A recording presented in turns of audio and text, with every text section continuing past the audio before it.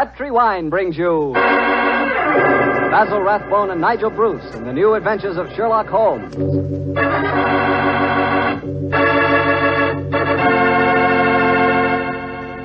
The Petri family, the family that took time to bring you good wine, invites you to listen to Dr. Watson tell us another exciting adventure he shared with his old friend, that master detective, Sherlock Holmes. And I want to ask you something. You know, every now and then I've told you about the good old American custom of serving a glass of sherry before dinner, particularly Petri California sherry. And I wonder if you've tried that Petri sherry. Really, a glass of Petri sherry is the best beginning a good meal ever had. Petri sherry is clear, fragrant, and truly delicious. It's a wonderful wine whose flavor is the essence of luscious, sun-ripened grapes. And Petri makes two kinds of sherry wine, a regular sherry and Petri Pale Dry. If you don't know which you prefer, try them both. Don't buy one, buy two. But remember, always buy Petri, because Petri wine is always good wine.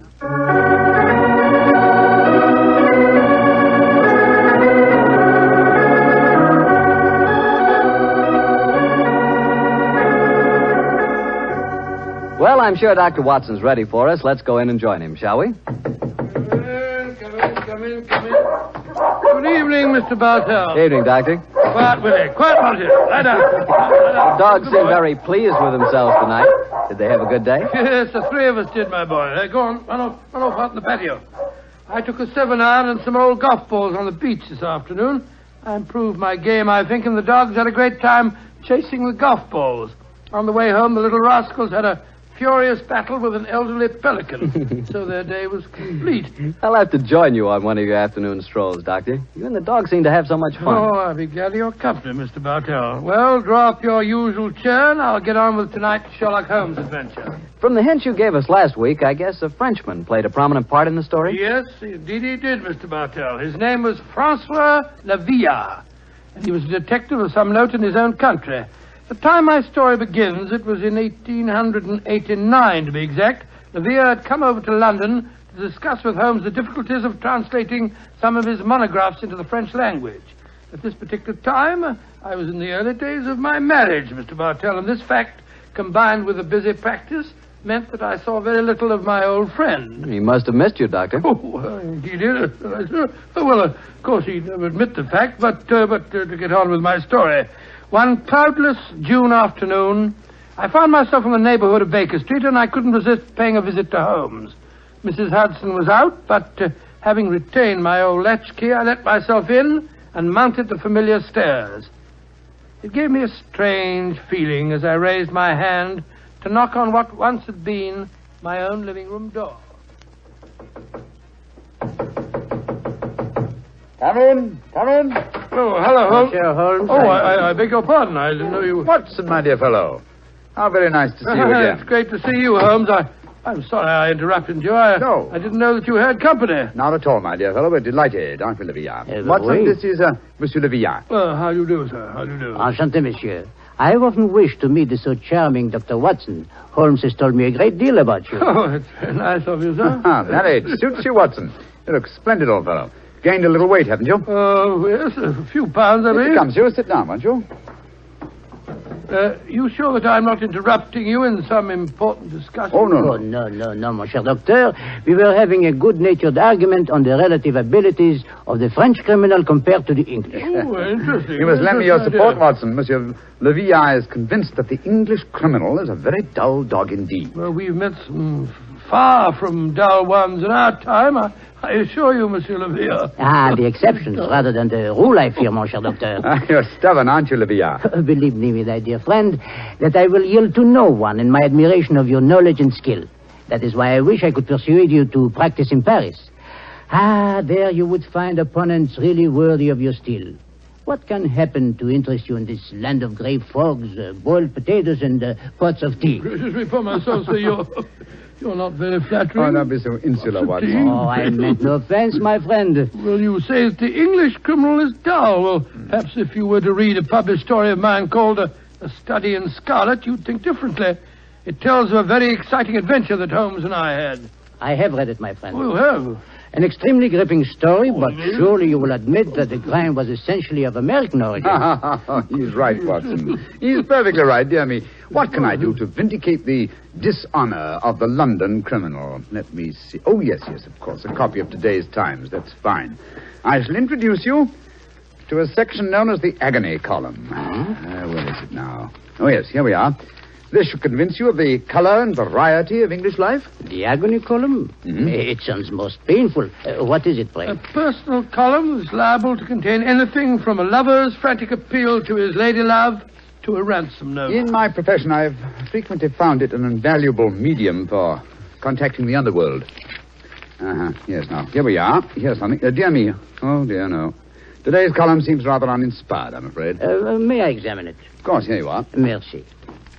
If the lady who helped my little boy across the road at the corner of Threadwell Street and High Auburn last Wednesday at 4 will get in touch with Box 845, she will learn of something to her advantage. We can be more colorful than that in Paris, my friend. Yes, I think we can do better than that, too. Yeah, look at this, will you? The printer must have been half asleep when he set up the type for this advertisement. Will any gentleman interested in discussing cryptography and cipher writing please communicate with Box XQL 696, the time? Oh, I fail to find this message any more stirring than the preceding one. You notice the execrable printing, don't you? Indeed I do. It is all mixed up. The first word, will, starts with a capital W and a capital I. The second word, any, starts with a small a, and then has a capital N and Y. It is a shocking example of typography. And when it occurs in a paper noted for its excellence in typesetting, one realizes that this is no mistake. What do you mean, huh? This is undoubtedly a code message. Come now, my friend. I defy even you to make a mystery out of a printer's negligence. I accept your challenge, my dear Leviat. If you recall, the Baconian bilateral cipher depends upon the use of two sizes of type. If we group the letters in units of 5, the arrangements of small and capital letters within the group should give us the message. Now, let's see. 2 capitals followed by 3 small gives us the letter H. Then 2 capitals, 1 small, 2 more. That gives us E. H. I still think you are trying to make an adventure out of a mere printing accident. No mere printing accident could so readily fall into one of the great traditional ciphers. Now, let's see. This message reads H-E-L, help, Q, too small, Q-U-I, quilter, help, quilter, L, too small and large, elms, help, quilter, elms, there it is, yes, penge, help, quilter, elms, penge. Help, quilter, elms, penge. Well, what does that mean? Presumably that a man named Quilter, who lives at a house called the Elms, in the village of Penge, needs help. I see it now. A helpless victim held prisoner. He smuggles out this message as a harmless personnel, with strict instructions that it be printed on this art form. He knows that the amateurs of cryptography, to whom it is addressed, will decipher this call for help. Et voilà. Monsieur Villa, you seem ready to grant that adventure can exist in London, after all. The advantage, my dear Watson, of a more mercurial temperament than we Englishmen possess. Well, Villa, what about it? Shall we set off for Penge and rescue the ingenious Mr. Quilter from whatever dire fate awaits him in the elms? I'm all impatience. Splendid. Watson, I suppose you're too busy to join us. Too busy? Well, in your practice, I'm sure that you have patience to attend to. Yes, of course. Yes. As a matter of fact, I have 2 further visits to make today. One to a peppery old miser who has gout, and the other to a wealthy society woman who has an acute attack of hypochondria, as they call it. It blazes with them to hell with both. I'm coming with you, Holmes, if you want me. Bravo, Watson. Then grab your hat and coat. The game's afoot.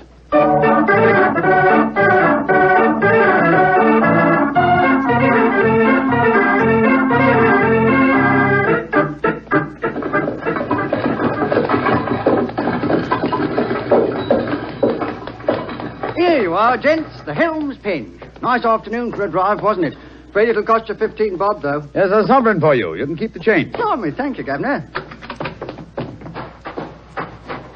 Top of the evening to you, gents.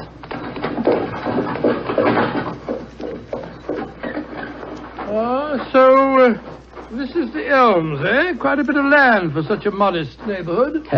To call it the Elms seems remarkably inapropos. I cannot see an elm tree in sight. So you see, Livia, the English have more imagination than you give them credit for. Are you just going to walk up to the front door and knock, Holmes? Why not? The direct approach is often the most satisfactory. Oh, you disappoint me. I had hoped that perhaps you would adopt one of the disguises in which you are so adept, I am told. Well, since it's unlikely that these people know me by sight, that's hardly necessary, is it? However, I trust that this little problem may reward you with some colorful highlights before we're through. Oh. Great Scott. Revolver shots. They came from the house. We are too late. Monsieur Quilter has been murdered. No, I think not. You will observe that the next-door neighbor to the Elms was mowing his front lawn as we drove up. He is still engaged in the same occupation. Obviously, revolver shots attract little attention in this vicinity. Mon Dieu, you mean that violence and sudden death are so common that they do not attract even the passing interest? No, Villa. Even the British are not as phlegmatic as that. Then what is the answer to those shots, That Holmes? some member of this household is addicted to pistol practice. The fact that a shooting target is nailed to the back of that fence over there would further support the theory. Well, that's rather ominous, in my opinion. Well, here we are at the front door. Let's keep our wits about us anyway. Are you carrying a revolver, Dr. Watson? No, only a stethoscope, I'm afraid. I was prepared for sickness when I left the house today, and not for crime. I, too, am unarmed. How about you, Monsieur Holmes? Only a magnifying glass, I'm afraid. Hardly a very lethal weapon. Yes? My friends and I were calling on Mr. Quilter. Oh?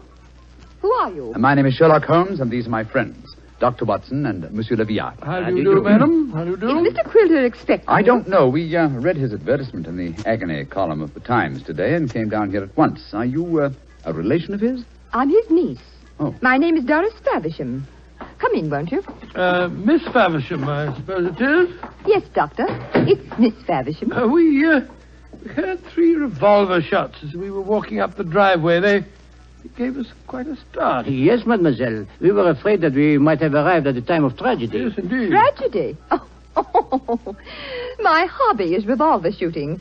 I was doing some target practice in the back garden as you arrived. Revolver shooting, Miss Faversham. How very interesting.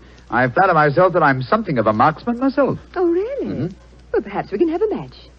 Won't you sit down? Your challenge intrigues me, Miss Faversham, but before I accept it, I should like to see Mr. Quilter. Well, Uncle George is paralyzed, you know. Oh, Spends all his time in a wheelchair. I'm not at all sure he'll see you. Well, at least you can ask him, can't you, Miss Faversham? It is his custom at this time of the day to take a little nap. Perhaps tomorrow... Doris! He's still awake. Who's here? Yes, Uncle. Some men have come to see you, Uncle. Well, bring him in. Follow me, gentlemen.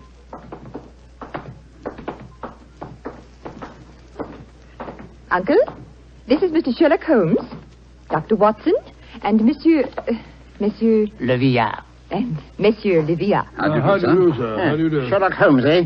It took you long enough to decipher my message and get here, didn't it?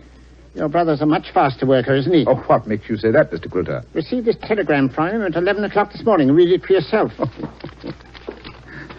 Oh, well, what do you say, Holmes? Suggest you consult my brother Sherlock, and it's signed Mycroft Holmes. Yes, Mr. Quilter, my brother is a much faster worker. Or shall we say that he suffers from the unfortunate habit of early rising. He undoubtedly read the agony column 3 hours before I did today. Don't know about that, but I've been expecting you all day. I imagine you know why I inserted that advertisement. Well, I had the impression that you were under some form of restraint, that you were in need of a rescue party, as it were. Rubbish. My advertisement was a piece of subtle bait. The only person that could decipher the message would obviously be someone who knew the Baconian Cipher. Very logical deduction, Mr. Quilter. You see, I'm convinced, as any sensible man should be, that the so-called Shakespearean plays were written by Sir Francis Bacon. Oh, I see. But I felt that it needed a clever man to prove the fact. Mm-hmm. I was sure that anyone who was able to decipher my message was the man I needed. And what will it take, Mr. Holmes, to do the job? I'm a rich man. Name your fee. You mean to say that you inveigled Mr. Holmes down here just to do some research on the origin of Shakespeare's work? Oh, you needn't look so shocked, Dr. Watson. My uncle has offered to pay him a handsome fee. Well, what do you say, Mr. Sherlock Holmes? It's an interesting subject for research. I'll concede that Ignatius Donnelly and others have proved almost beyond doubt that William Shakespeare of Stratford-on-Avon did not write the plays, but I greatly doubt that Lord Bacon did. I may devote my leisure and later years to some investigation on the subject, but in the meanwhile, Mr. Quilter, I'm afraid I'm much too busy to undertake such an assignment. Please yourself. Show the gentleman out, Doris. Goodbye, sir. Good day, sir.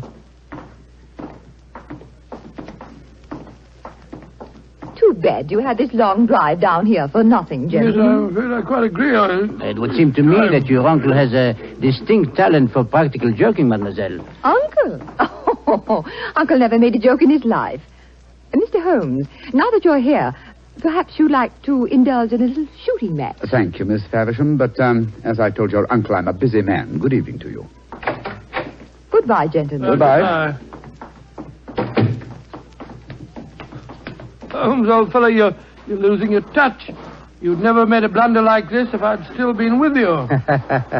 It is comforting for an aspiring detective like myself to know that the great Sherlock Holmes is fallible. Yes, indeed. Then am I to assume that I must continue the case alone? What do you mean, continue the case? There isn't one. Quilter's in no danger. He's in desperate danger. What? I'm only afraid I may be too late to save him. But we have just spoken to the man. Oh, no. Did neither of you notice the traces of fresh loam on the boots of that supposedly paralyzed man? Gentlemen, I fear the agony column has led us to murder.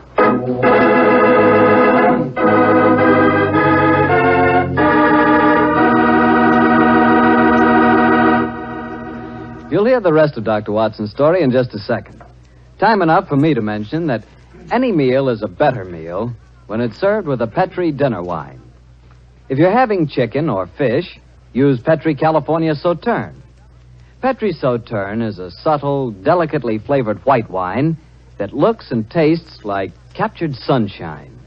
If you're having a roast or chops or any kind of meat or meat dish, then by all means serve Petri California Burgundy. Petri Burgundy is a hearty, full-flavored red wine. One of the most delicious red wines you ever poured from a bottle. Why not get a bottle of each? Petri Burgundy and Petri Sauterne.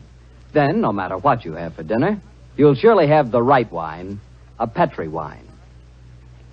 Well, Doctor, why did you have to break off your story there? Well, I had to break it off somewhere, Mr. Bartell, and that seemed to be the most exciting spot. It certainly was. I was convinced that the great Sherlock Holmes had been fooled for once. What happened next? Well, my boy, needless to remark, we did not get into a cab and go back to London, but let me pick up the story at the same place that I broke it off. As Holmes said... Gentlemen, I fear the agony column has led us to murder. Murder? There was fresh earth on the soles of his boots, you say? Distinct traces, proving that the man in the wheelchair was not paralyzed. And that man, whoever he is, was impersonating Quilter to put us off the track. And the real Quilter may have been killed, eh? I'm afraid so. Let's stop here for a moment, shall we, while we make our plans. This hedge will hide us from the house in case they're watching from the windows. Now, this isn't a hard picture to reconstruct. There undoubtedly is, or was, a paralyzed Baconian scholar named Quilter. He managed to smuggle out that ingenious plea for help, but Mycroft's unfortunate telegram gave the game away. Mm-hmm. I see it now. The people in there, holding him prisoner, forced him to reveal what he has done, eh? What they may have done to him, heaven alone knows. One of the criminals, guessing from the telegram that I might appear on the case, posed as the crippled Quilter. What's our next move, Holmes? Remember that singularly unattractive young lady skilled with a revolver? We must search the grounds as unobtrusively as we can. Search the grounds? For what? I can answer that question, Monsieur Docteur. We search for signs of the freshly turned earth of a grave.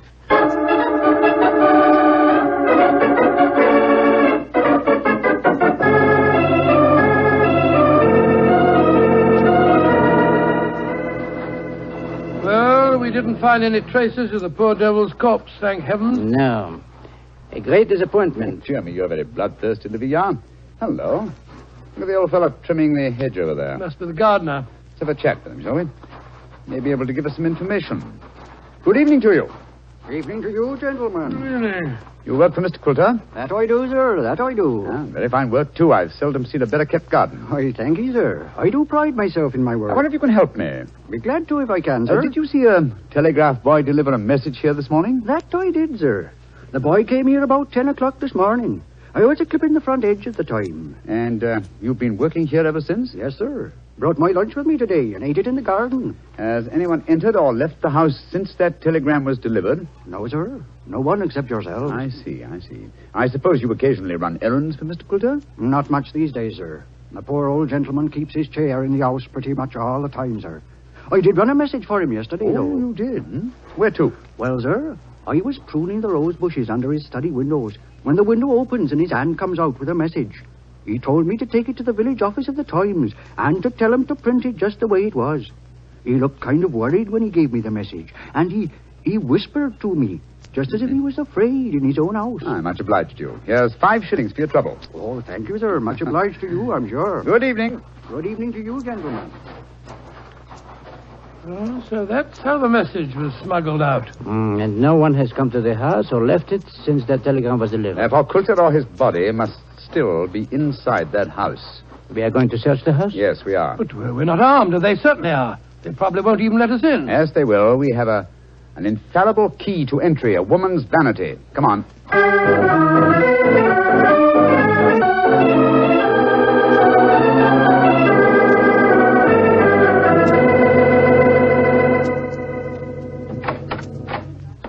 Oh, so you came back.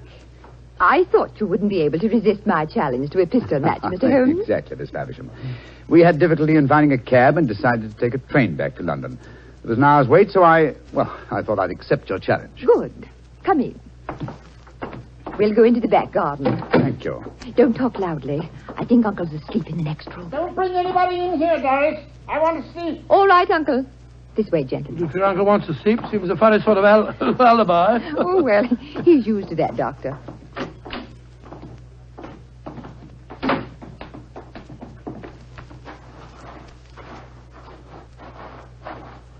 Here we are.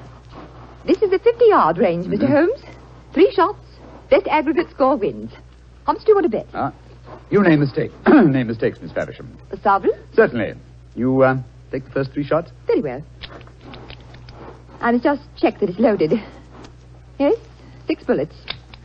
All right, here I go.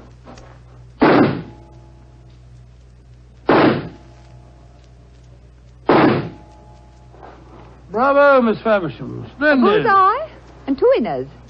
I can do better. Your turn, Mr. Holmes. Doris, who are these men? Friends of mine. I'll introduce you in a minute, Geoffrey. We're in the middle of a match at the moment.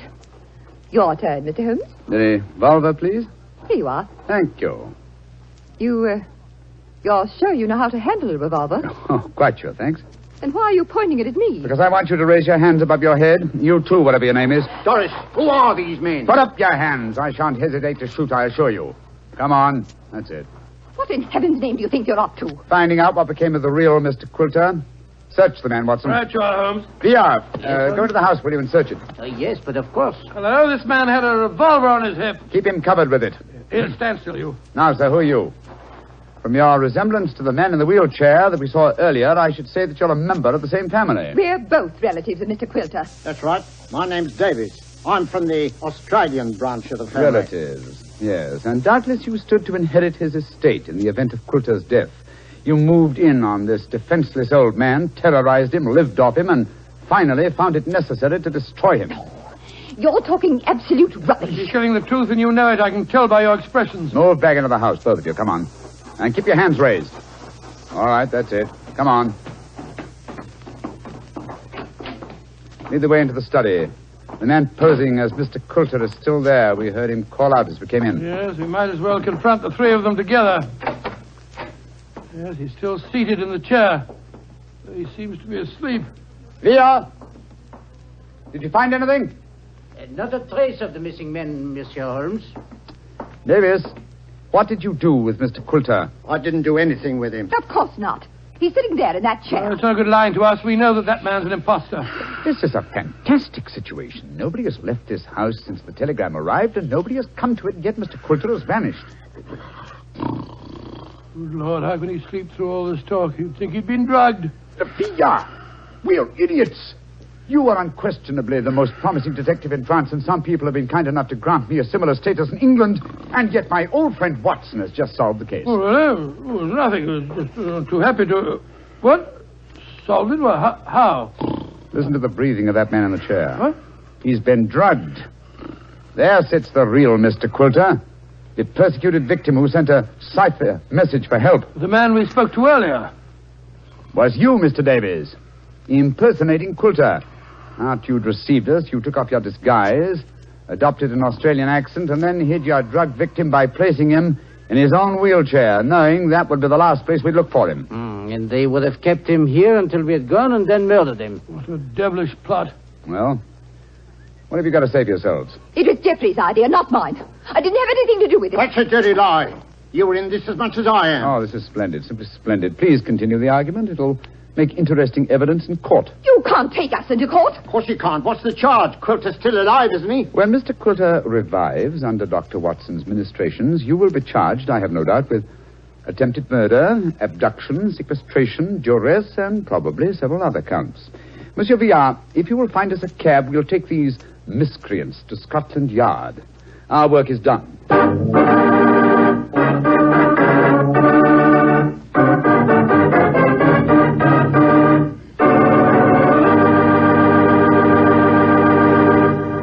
Well, Doctor, that was a fine story. What are you fidgeting for? Fidgeting me? Well, I'm expecting a guest. I thought I heard him just now, the front door. A guest? Now, you're being as mysterious as Mr. Holmes. Oh, not quite. You see, come in. Dr. Watson, how are you, you old rascal? Gregory, my boy, it's great to see you again. Mr. Bartell, meet my friend, Mr. Gregory Hood. Not the Gregory Hood. Mr. Bartell, I like the way you say that. Yes, Mr. Bartell, this is the Gregory Hood. Mr. Bartell, if you listen to Dr. Watson, he'll lead you to believe I'm much more important than I am. I'm quite a simple person, really. I'm kind to dogs, just love little children, and always help old ladies cross the street. I also know how to make a fire by rubbing two sticks together. Yes, and unlike my old friend Holmes, you pretend to know very little about criminals and crime, and yet you're one of America's outstanding criminologists. So I've heard. A hobby, Mr. Bartell, a hobby. My real business is importing, headquarters San Francisco. Need any old masters? Perhaps I can sell you a nice piece of jade, or would you rather have a bit of old Balinese sculpture? No, wait a minute. This is all a little too fast for me. Yes, you learn that Gregory is a little too fast for everybody. But, Mr. Bartell, I'm sure you'll get to know Mr. Hood a good deal better. You see, as I've told you, I've always wanted to take a trip back to England, and now I have a chance to do so. But, Doctor, won't I see you again? What about our story? Oh, I shall be back in the fall, but meanwhile, I've asked Mr. Gregory Hood to get together with you at this time every week and tell you some of his experiences. Which, of course, makes me feel very important. Mr. Hood, as you know, has been involved in many famous cases dealing in crime. His importing business and his hobby criminology are a strange combination. I learned that he keeps a diary of these cases, and it's a fascinating book. The Case Book of Gregory Hood. The Case Book of Gregory Hood. Sounds intriguing. Intriguing? Huh. It certainly is. Thank you. Well, then I can tell all our friends, be sure to listen next week at the same time and every Monday night through the summer to The Case Book of Gregory Hood.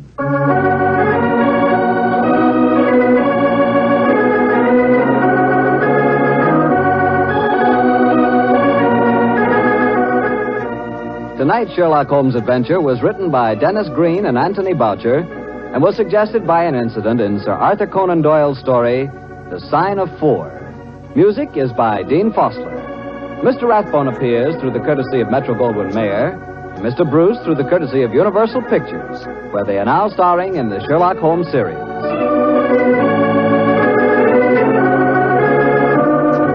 The Petri Wine Company of San Francisco, California, invite you to tune in again next week, same time, same station.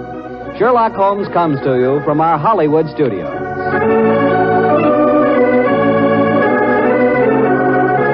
This is Harry Bartell saying goodnight for the Petri family. This is the Mutual Broadcasting System.